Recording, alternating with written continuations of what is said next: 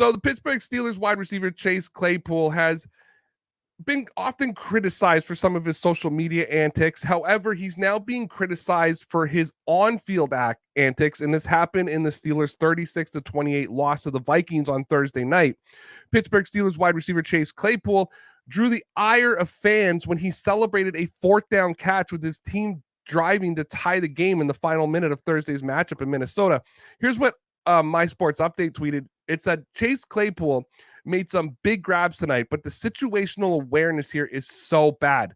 Pittsburgh had no timeouts left. Claypool makes the catch, decides to celebrate. An offensive lineman tries to get the ball, but it rolls away. Clock ticks and ticks.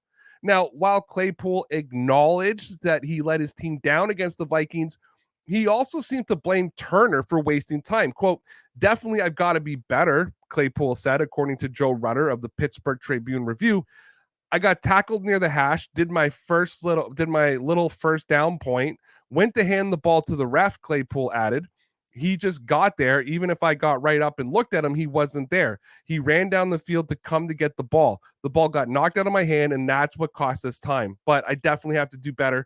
I knew the situation.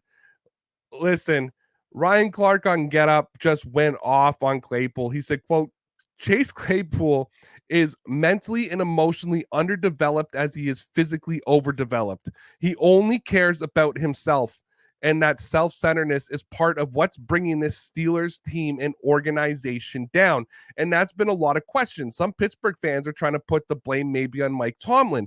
I've tried to come to Tomlin's defense on social media and say this is going to be his first losing season ever, and he's not even there yet. And I think it's some personnel issues that have allowed the Pittsburgh Steelers to lose their identity. They need to do a better job drafting Steelers players. Here's some of the reactions, though, from fans about Claypool's celebration. Jake says he should be benched. Fourth time he did something like that this game alone. Another fan says he was down at 38. They spiked at 24. If he hadn't taunted, they probably would have spiked at 32. Another fan says he's the real reason they lost tonight. Shake my head. He thought he was playing backyard football. And another fan said he thinks he is what everyone thinks Juju is. Now, Claypool had a sensational rookie season, but he's dropped off in his second year. And some of these antics are going to start building up on Steelers fans and on NFL analysts across the NFL. And it's hard to defend him. I was going to try to defend his move, but you just can't do that in a situation.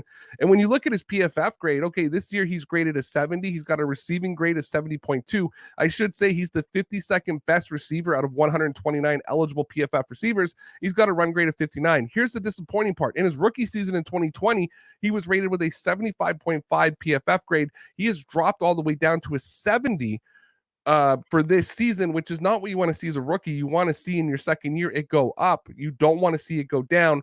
So you're getting less production out of him, even though his stats are kind of where they were, but you're not getting what you really got out of him in 2020. And now he's looked at as losing the game for the Steelers. I think Chase Claypool has some growing up to do, and hopefully Mike Tomlin is able to channel that.